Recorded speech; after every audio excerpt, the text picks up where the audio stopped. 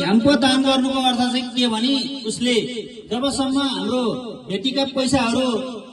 भिज्यो कुहिएर गएको छ कतिपय भेटीहरू त्यो डबली पैसाहरू त्यतिकै हिनामिना भएको देखियो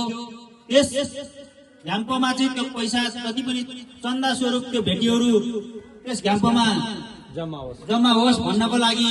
ऊ व्यक्तिगत तर्फबाट उसले एउटा झ्याम्पो यहाँ दान गरेको छ उहाँलाई पनि धेरै धेरै धन्यवाद सबले तालीद्वारा स्वागत गर्नुहोस् चाबी यस गुठी संस्थालाई हस्तान्तरण गर्दै हुनुहुन्छ उहाँले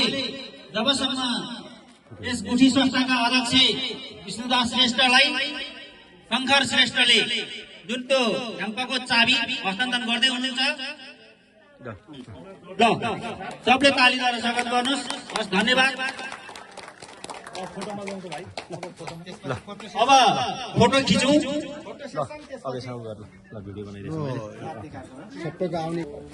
फोटो खिच्ने राम्रो क्यामेरा